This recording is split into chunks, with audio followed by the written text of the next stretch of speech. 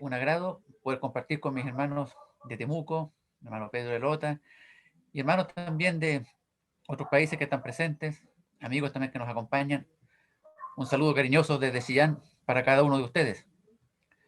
Eh, Antes de continuar con el tema que traemos, que si bien es cierto un tema muy sencillo, habíamos visto el jueves anterior o el penúltimo, cómo Pablo se despedía de sus hermanos que estaban en Roma y las cualidades y características que tenían los hermanos que estaban en la mente y en el corazón de Pablo. El trabajo que realizaban, el servicio, unos más, otros menos, pero todos lo hacían para el Señor, independiente la cantidad de trabajo o servicio, pero lo hacían con el único propósito de servir a su Señor.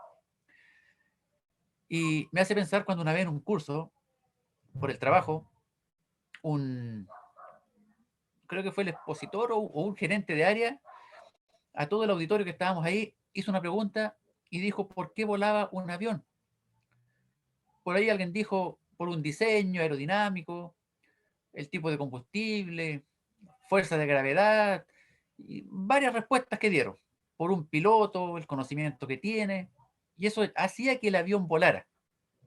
Pero él también dijo, el expositor, sí, todo eso es cierto, dijo, pero también un avión vuela porque alguien infló los neumáticos. En el Evangelio no es algo que solamente se va a predicar, el Evangelio lo tenemos que vivir. El Evangelio tiene que ser un testimonio vivo, porque muchas veces, sin palabras, también se pueden ganar las almas. Un hermano puede estar predicando el Evangelio, pero si en la vida no hay consecuencia, hay muchas hermanas sobre todo las hermanas mayores, que dan lindo testimonio con su fidelidad al Señor y dan un ejemplo a sus familiares, a sus vecinos, vecinas, con su conducta. Un hermano me comentaba que años atrás, cuando él era muy jovencito, allá en Lota, había una hermana de edad, muchos años, pero por años, ella es fiel en sus reuniones. Y ese testimonio le habló a un vecino que después de años, por la fidelidad de esa hermana, ese caballero se acercó a reunión, escuchó y se convirtió al Señor.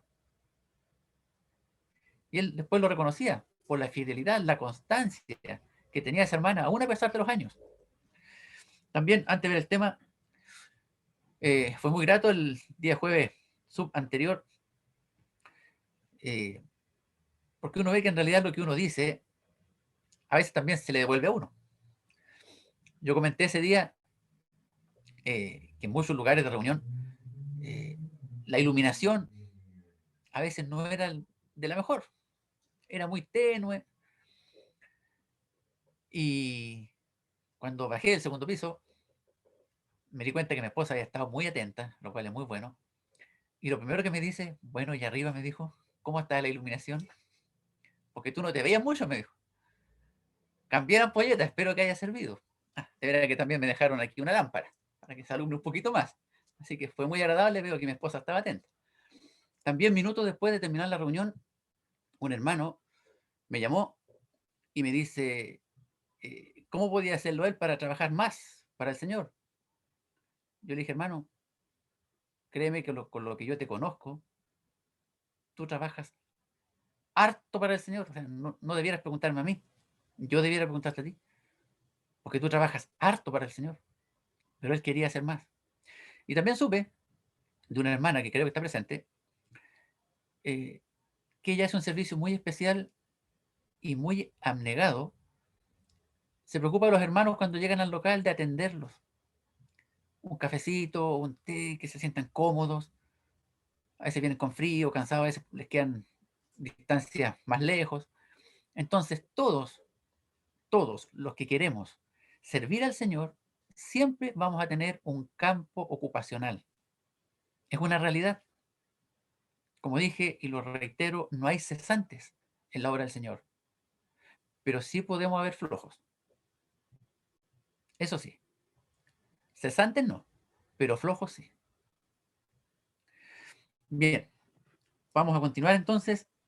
Romanos capítulo número 16. Hasta el versículo 16, valga la redundancia, termina el apóstol Pablo su saludo diciendo: saludaos los unos a los otros con ósculo santo, os saludan todas las iglesias de Cristo. Así Pablo se despide de sus hermanos, recordando el trabajo que realizaban, y en un sentido,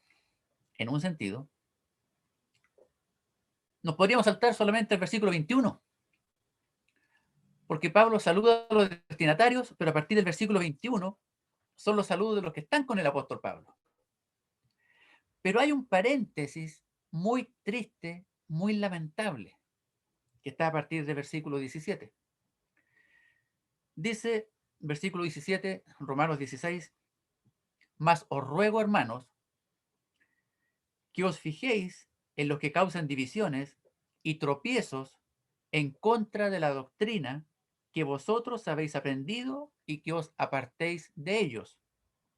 Porque tales personas no sirven a nuestro Señor Jesucristo, sino a sus propios vientres, y con suaves palabras y lisonjas engañan los corazones de los ingenuos. Dos versículos de advertencia.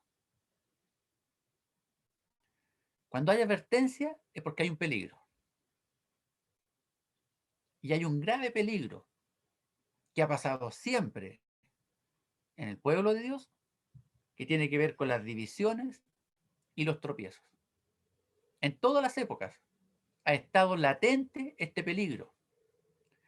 En un sentido positivo, cuando la división viene de parte de Dios, es correcto. Dios, por ejemplo, ya del principio separó la luz de las tinieblas. Si bien es cierto, Dios ve al ser humano todos iguales como pecadores, pero dentro de los pecadores hay pecadores que nos hemos arrepentido, que somos los creyentes, y pecadores que aún no se han arrepentido. Sabemos muy bien que la palabra santos no es sinónimo de perfección. Santo, apartado por Dios y para Dios. Es un principio bíblico. La separación. Cuando Dios la hace, es correcto. El problema es cuando el ser humano hace la separación. Y hay un grave problema también cuando la apariencia da a entender la separación. ¿Por qué? Meditaba un tiempo muy lindo en la historia de Israel. Fue cuando tomaron posesión de la tierra prometida. Después de haber peregrinado 40 años por el desierto, disfrutando de la misericordia de Dios, cómo su vestuario no envejecía, su calzado, el alimento, estaban abrigados en la noche por el frío, pero había una columna de fuego.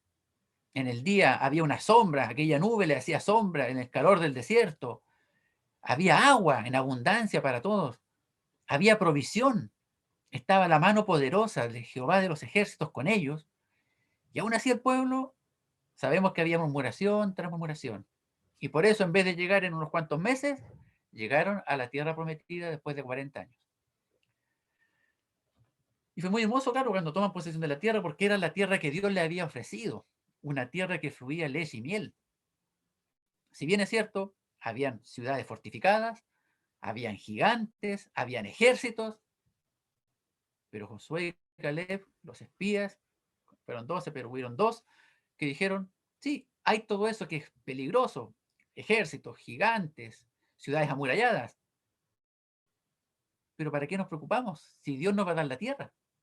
Pero hubieron días que dijeron: no, es peligroso, y sabemos la historia.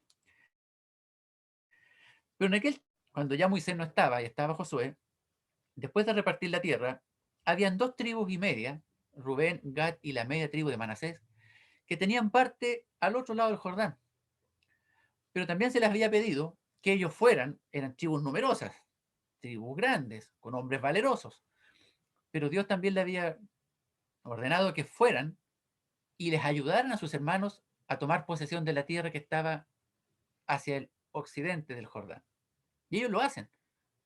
Ayuden a sus hermanos, cada tribu tenga su terreno, y luego son enviados de vuelta. Eso está en Josué 22. Josué dice que llamó a los rubenitas, a los gaditas y a la media tribu de Manasés y les dijo, vosotros habéis guardado todo lo que Moisés, siervo de Jehová, os mandó, y habéis obedecido a mi voz en todo lo que os he mandado. Y les declara que ellos no dejaron a sus hermanos, los apoyaron hasta que tomaran posesión de la tierra, pero ahora ellos debían volver a su tierra, a su posesión, que Dios se le había dado. Y también le aconseja al final del 8, compartir con vuestros hermanos el botín de vuestros enemigos. Tenía que haber armonía, tenía que haber comunión, compartir. Y ellos vuelven y se van a su tierra, pero al llegar al límite del Jordán, edificaron allí un altar. Junto al Jordán, un altar de grande apariencia. Eso es lo que hacen la tribu de Rubén, la tribu de Gad, la media tribu de Manasés. Edifican un altar de grande apariencia. Pero pareciera que de inmediato los hijos de Israel oyeron decir que la tribu de Rubén, la tribu de Gad, la media tribu de Manasés habían hecho un altar de grande apariencia y lo primero que ellos piensan y hacen cuando lo escuchan, se junta toda la congregación para subir a pelear contra ellos. Qué terrible. Escuchan que están haciendo un altar, se junta toda la congregación y lo que se dice de ellos para, pelear, para subir a pelear contra ellos.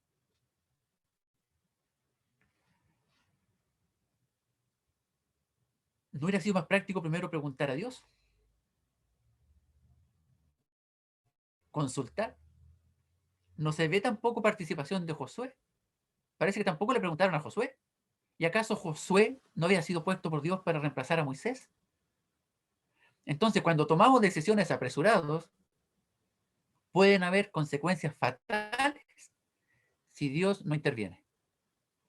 Tenemos que reconocer que muchas veces hablamos sin pensar, actuamos sin medir las consecuencias, sin consultar. Es tan hermoso cuando uno ve en David y consulta a Dios.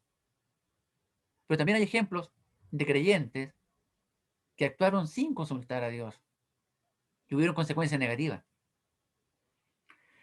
Envía a los hijos de Israel, envían a Finés y un príncipe por cada casa paterna. Estoy resumiendo porque el tiempo avanza rápido.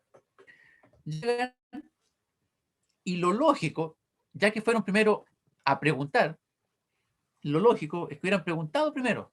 Pero notemos que en el versículo 16, apenas llegan los príncipes, donde estaba la tribu de Rubén, la tribu de Gad y la media tribu de Manasés, lo primero que les dicen, ¿qué transgresión es esta con que prevaricáis contra el Dios de Israel para apartaros hoy de seguir a Jehová, edificándoos altar para ser rebeldes contra Jehová? Y le ponen ejemplos que habían acontecido antes, lo que ocurrió en Baal-peor, lo que ocurrió con Acán.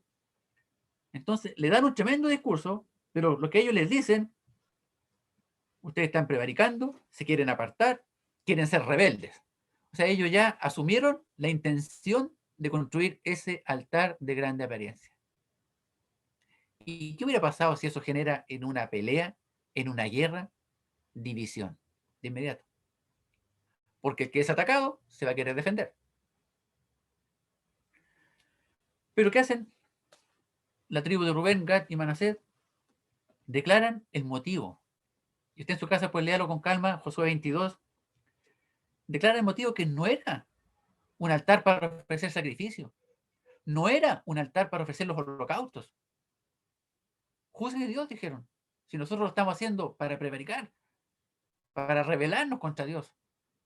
Lo único que nosotros queremos hacer, lo declaran ellos, más bien lo hicimos por temor de que mañana vuestros hijos, como vean el límite del Jordán, digan, de aquí para allá no tienen ninguna parte con Jehová. Y van a pasar las generaciones y a nosotros nos van a dejar de lado. Porque no sabemos lo que puede pasar mañana. Entonces, para prevenir eso, queremos hacer este altar, pero como testimonio. No es un altar para sacrificios. Porque al haber algo visible, las generaciones cada vez que lo vieran, se iban a recordar que ese era un testimonio. De que del Jordán hacia allá, habían 2,5 tribus que también eran del pueblo de Israel. Que también eran del pueblo escogido de Dios. Estaban al otro lado del río. pero eran de la misma descendencia, con los mismos privilegios, con las mismas responsabilidades, con los mismos derechos. Entonces, para prevenir, ahora, ¿qué es lo hermoso? Que si bien es cierto, las tribus de Israel pensaron mal y fueron a pelear, pero al escuchar la respuesta se dan cuenta que se habían equivocado. Pero llama la atención, y de hecho me di cuenta hace solamente un rato atrás, que no aparecía Josué. Y lo que es lamentable, no aparece también la consulta a Dios. Ahora, a todos nos pasa, hermanos y hermanas, que cuando viene un problema, actuamos de inmediato a veces sin preguntar. ¿Quién de nosotros cuando se accidentó? ¿Quién de nosotros se toma el tiempo para orar de inmediato antes de partir soplado al médico? ¿Sí o no? Por lo general actuamos así. Cuando quedamos sin trabajo, empezamos al tiro a llamar a las amistades si tienen algún contacto para un trabajo. Y a veces deberíamos tomar unos minutos para preguntarle a Dios, ¿por qué nos quitó el trabajo? ¿Será que estábamos muy afanados? ¿Será que nos quiere librar de algo que podía venir más adelante? No nos olvidemos, hermanos y hermanas, y si hay visitas que están presentes que aún no son del Señor, no nos olvidemos que la Escritura dice que a los que aman a Dios, todas las cosas les ayudan a bien. Cuesta entenderlo, porque es fácil cuando nos va bien, pero cuando nos va mal, ¿cómo eso me va a ayudar? Es porque tenemos la mente muy limitada. Estamos viendo solamente aquí el presente. Pero Dios, que es omnisciente, Él sabe todo. Él sabe nuestras intenciones, sabe lo que nos va a pasar después. Entonces, con confianza, tranquilidad, yo sé que cuesta. Uno puede decir, ¿y por qué me va a ayudar a bien estar con esta enfermedad? Yo no lo sé, pero transmito lo que dice la Biblia. A los que aman a Dios, todas las cosas le ayudan a bien. Ahora, si pienso que algo no me está ayudando para bien, ¿será que a lo mejor yo no amo a Dios como debiera? También puede ser. También puede ser que el amor del creyente para con su Dios no sea como el que debiera ser. En respuesta al grande amor que Dios ha tenido para con nosotros, enviando a su amado Hijo, al Señor Jesucristo, que muriera en la cruz para salvarnos, porque éramos incapaces, aun cuando nuestras religiones que teníamos algunos nos enseñaban que podíamos ganarnos el cielo, que podíamos guardar los mandamientos. Primero teníamos que aprenderlos, los 10, aprenderse todos los mandamientos, y había que guardarlos. Y así nos enseñaban, para ganarnos el cielo. ¿Cómo no estar agradecidos de Dios, de mostrarnos por su palabra la verdad, que la salvación es por gracia? Es un regalo de parte de Dios para el ser humano, un regalo que merecemos, que no lo podemos pagar, porque ni con todo el dinero del mundo se pagaría siquiera el rescate de una sola alma. ¿Cómo no estar agradecidos? Que con el sacrificio del Señor Jesucristo, realizado una vez y para siempre, nos compró, nos redimió, nos rescató y nos lleva, ahora espiritualmente, pero sabemos que muy pronto en plenitud estaremos en la presencia del Señor. Avancemos, que la hora también avanza. Entonces, este altar con esta grande apariencia pudo haber generado un tremendo conflicto, una guerra, una división. Gracias al Señor que no pasó. Pero sí sabemos que más adelante, en el tiempo de jueces, hubo división, hubo guerra. Muy lamentable, con hechos que terribles al final del libro de los jueces. Pero ese es otro tema. La advertencia del apóstol Pablo, mas os ruego, hermanos, que os fijéis. Y este fijarse nos habla de estar atentos, de mirar con detención, mirar cada detalle, porque no es fácil. ¿Por qué no es fácil? Porque dice al final del versículo 18, con suaves palabras y lisonjas engañan los corazones de los ingenuos. Tenemos que fijarnos en los que causan divisiones y tropiezos en contra de la doctrina que vosotros habéis aprendido. La atención, fijarse, y la acción, y que os apartéis de ellos.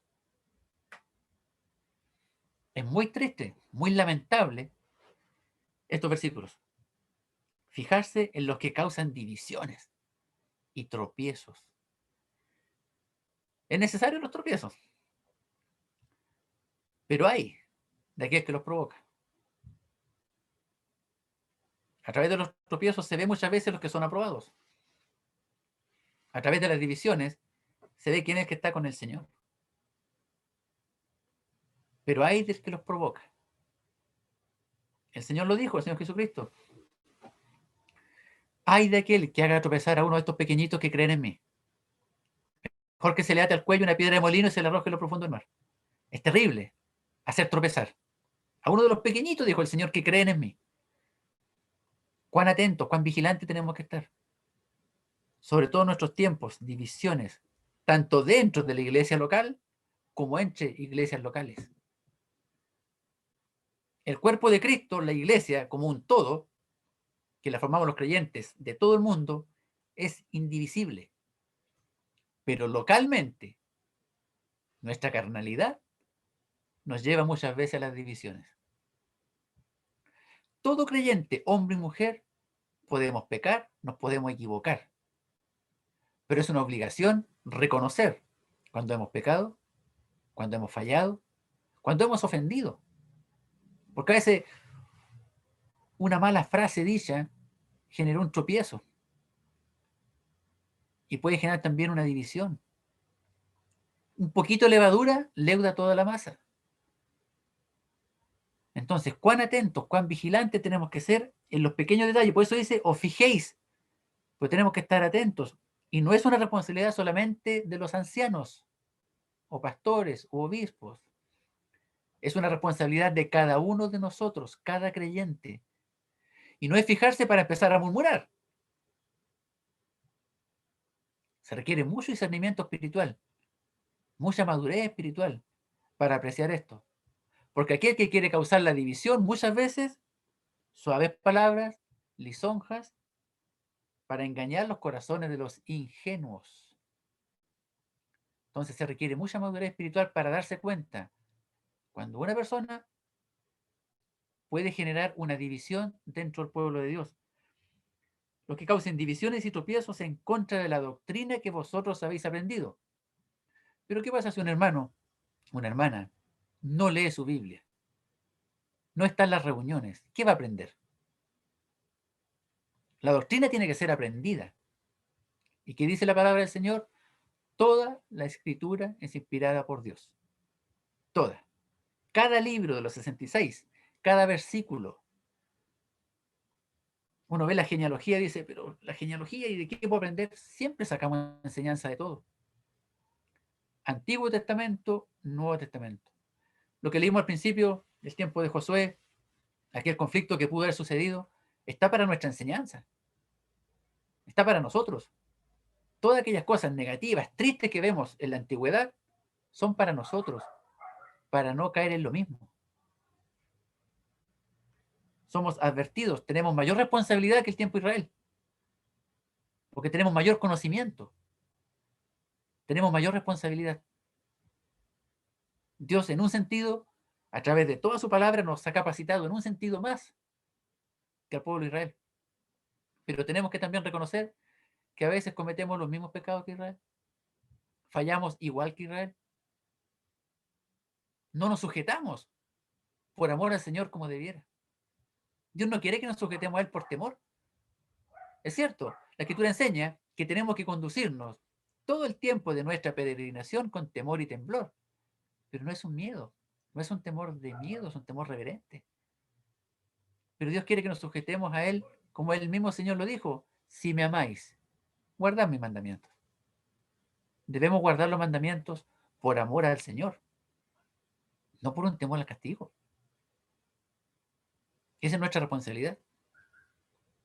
Si decimos que amamos al Señor, guardemos su mandamiento. ¿En qué se iba a manifestar que somos discípulos del Señor? Y ahí uno ve la sabiduría de la palabra del Señor. No se iba a manifestar por nuestra santidad, ni por nuestra obediencia, ni la perfección del creyente. No.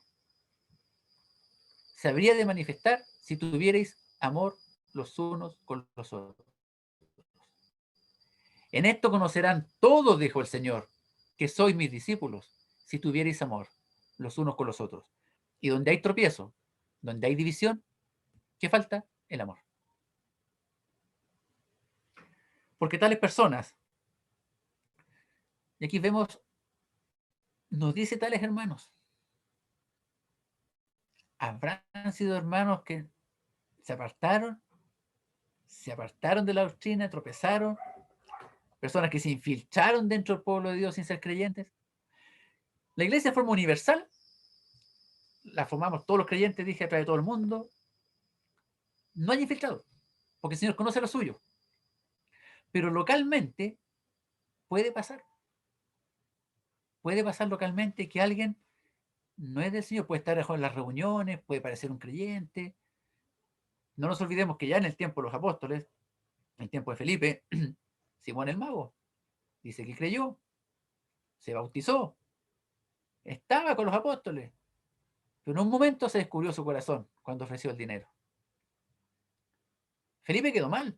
Por eso después el Espíritu le dice, levántate y ve, y se encuentra con el etíope. Entonces puede pasar que alguien se infiltre. A Israel también le pasó. Los gabaonitas se disfrazaron, que venían de lejos. Los engañaron. Se infiltraron. Se dieron cuenta cuando ya era tarde. Habían hecho alianza. Entonces, ¿cuán importante? Por eso dice, os fijéis, hombres y mujeres, con atención. Ahora, también está la otra parte. No es que vamos a estar desconfiando de cada hermano o de cada hermana, porque eso no es la voluntad del Señor. No. No vamos a estar con desconfianza con el hermano que se sienta al lado. ¿Será o no será? ¿Irá a hacer división? ¿Irá a hacer tropiezo? No. No es ese el sentido. La vida cristiana es una vida relajada, una vida tranquila, en dependencia del Señor. Y Él va mostrando. Así como nos va guiando, Él va mostrando. Tales personas no sirven a nuestro Señor Jesucristo, sino a sus propios vientres. Y uno tiene que ir viendo también, ya, ¿cuáles son los intereses de este hermano, esta hermana?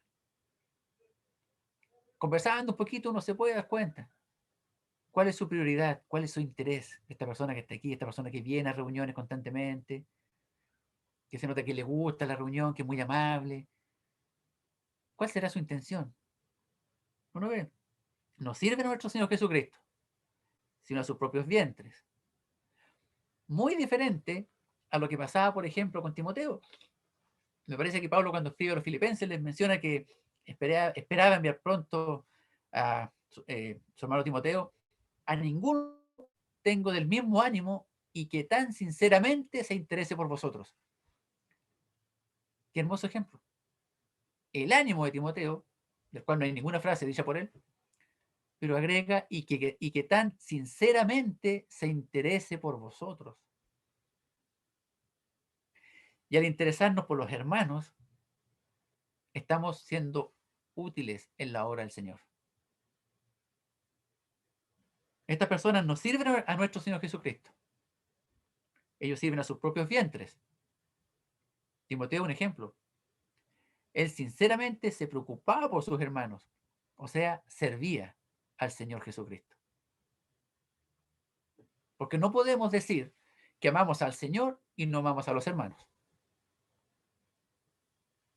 El reflejo o la evidencia de que amamos al Señor es porque amamos a los hermanos.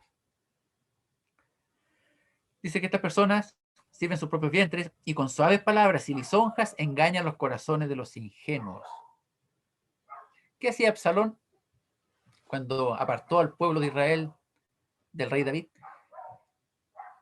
Se ganó el corazón del pueblo con suaves palabras. ¿Quién me pusiera como juez? Yo le haría justicia, con lisonjas. Y ganó el corazón del pueblo y se rebeló contra David. ¿Y quién era David? Era el ungido. Y no es algo rápido, porque fue por mucho tiempo que Absalón lo estuvo haciendo.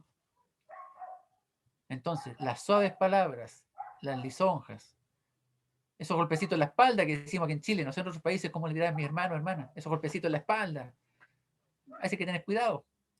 Son buenos esos golpes en la espalda de ánimo, para apoyar a un hermano, para animarle. Pero cuando hay mucha adulación, cuidado, cuidado, cuando hay mucha adulación. En otros países no conocen a Espinita, o a lo mejor sí. Hay que ser cuidadosos cuando se habla muy bien de alguien constantemente. Versículo 19. Porque vuestra obediencia ha venido a ser notoria a todos. Aquí cambia el sentido. Aquí ya estos dos versículos anteriores son los negativos, pero ahora continúa dirigiéndose, este es como paréntesis, pero un paréntesis muy importante con advertencia. Pero agrega el apóstol Pablo a los romanos, porque vuestra obediencia ha venido a ser notoria a todos. Qué hermoso. Qué hermoso que los creyentes en Roma, su obediencia era notoria a todos. Y aquí cuando dice todos, ¿habrá sido para el resto de las iglesias solamente? ¿O en un sentido también hablaron al inconverso por medio de la conducta, la obediencia de ellos? Puede ser. Vuestra obediencia ha sido notoria a todos. Así que me gozo de vosotros, pero quiero que seáis sabios para el bien e ingenuos para el mal. Sabios para el bien, para el mal, ingenuos. Por desgracia, la ingenuidad la hemos ido perdiendo. Y uno lo ve hoy en día, los niños no son muy ingenuos, saben más que uno. No son muy ingenuos. Las personas mayores a veces son un poquito más ingenuas, pero hoy en día las nuevas generaciones no. Son más despiertos. eh, a veces uno, no sé, quiere tocar algunos temas con ellos y los niños ya saben,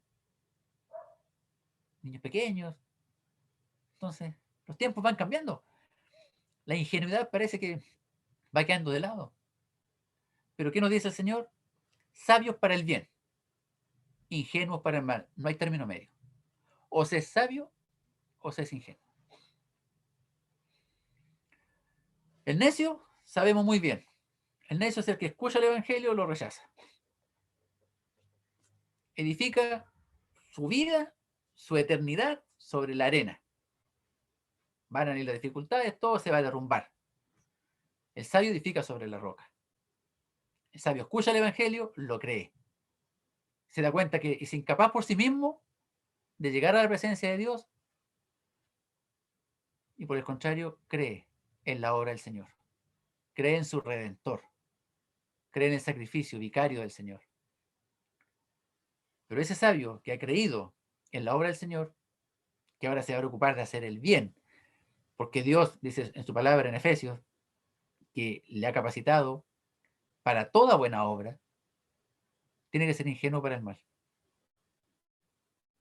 Pero tenemos que darnos cuenta qué es lo malo. Porque si nos damos cuenta, ¿qué pasaba con estos que no servían al Señor con suaves palabras y lisonjas? Engañan los corazones de los ingenuos.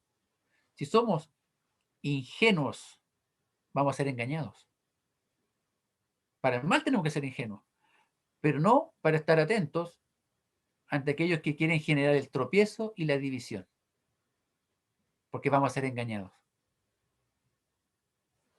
Engañan los corazones de los ingenuos, no de todos, no de toda la iglesia, los ingenuos, aquellos que no se dan cuenta. Por desgracia, por desgracia, sobre todo en el mundo religioso, usted va 2 o 3 veces a reunión y ya lo llaman hermano, ¿o no? Va 2 o 3 veces, hermano. Una vez conversaba con una persona que lo conocía por muchos años, lo dejé de ver después de muchos años y me encontré un día en el trabajo con él y él me hablaba su experiencia. Asistía, comenzó a ir a un lugar de reuniones, eh, llevaba poco, no recuerdo bien cuánto, pero muy poquito tiempo yendo.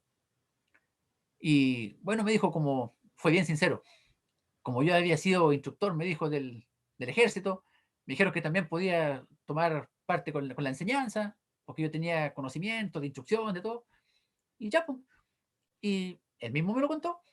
Yo pasé adelante, eh, presenté lo que yo sabía, lo que yo entendía, Y yo pasé adelante y dije que todos los seres humanos teníamos el Espíritu Santo, creyente, inconverso. Y se levantaron uno en el local, dijeron que sí, otros dijeron que no, y se armó un desorden, me dijo. ¿Se fija? El desorden no fue asamblea nuestra, mundo religioso. ¿Se fija el desorden? La división, porque hubo alguien que no estuvo atento. Muy lamentable. Que no nos pase a nosotros. Uno puede decir, no, eso no nos va a pasar a nosotros. Cuidado. El que piense estar firme, mire que no caiga. La escritura está llena de advertencias.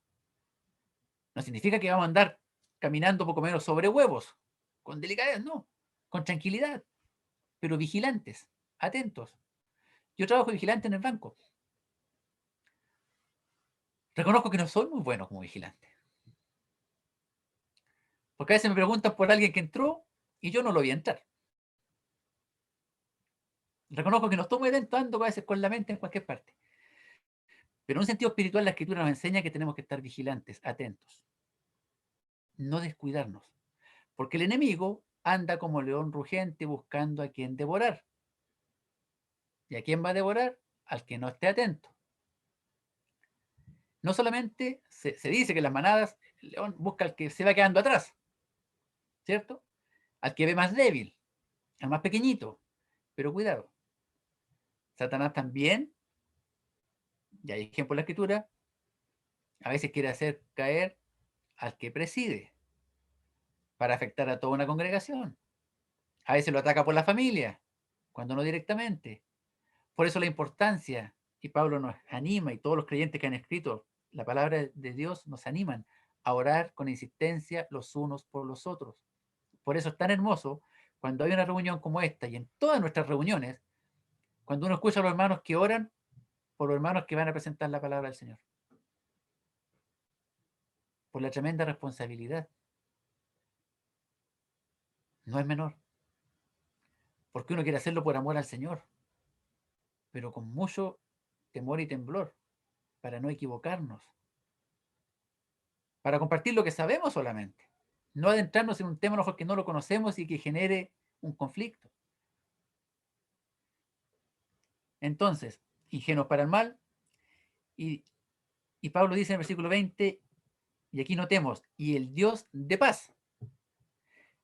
No dice el Dios de santidad, Jehová de los ejércitos, el poder, no, el Dios de paz aplastará en breve a Satanás bajo vuestros pies.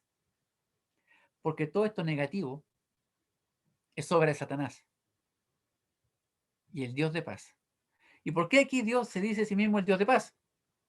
Porque cuando hay división, cuando hay tropiezo, lo que menos hay paz. Hay conflicto, hay inseguridad, hay murmuración y empieza todo mal. Por eso Dios interviene como el Dios de paz. Y aquí Pablo lo da por hecho. El Dios de paz nos dice, puede aplastar. No. Y el Dios de paz lo da por hecho. Aplastará en breve a Satanás bajo vuestros pies.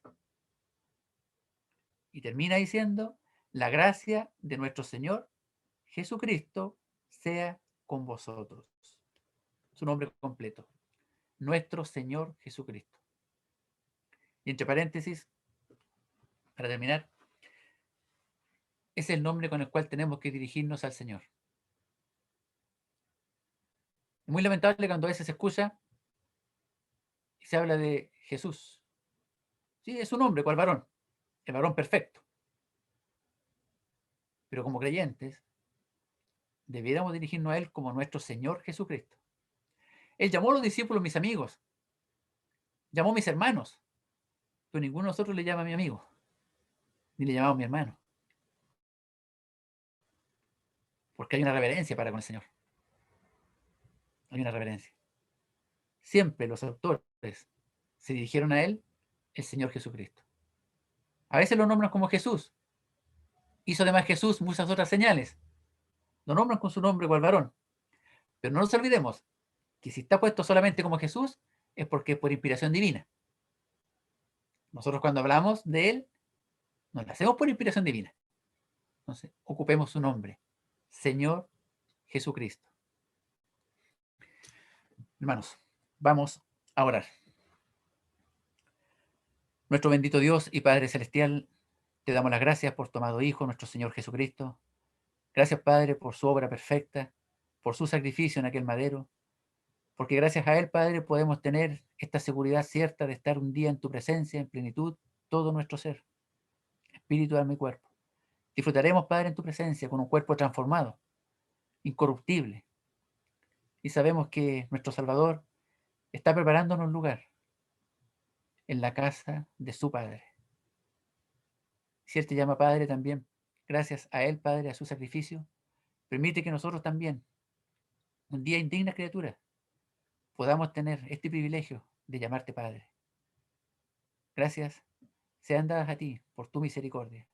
Y también, Padre, queremos seguir rogando por las autoridades de nuestros países, a través de los creyentes y personas que estamos aquí representando, que tú guíes a nuestras autoridades para que tomen decisiones correctas, para que el Evangelio no tenga impedimento para ser anunciado, para que volvamos a congregarnos en nuestros locales de reunión. Y también en forma especial, Padre, por hermanos que estarán en Colombia sufriendo con todo este desorden social que está viviendo aquel país. Rogamos por ellos, Padre, que les tengas en bien, que les cuides, que les guardes, que les protejas, Padre, y pueda haber normalidad y tranquilidad también allá en aquel país de Colombia. Te lo pedimos dándote las gracias, en el nombre de tu amado Hijo, nuestro Señor Jesucristo. Amén.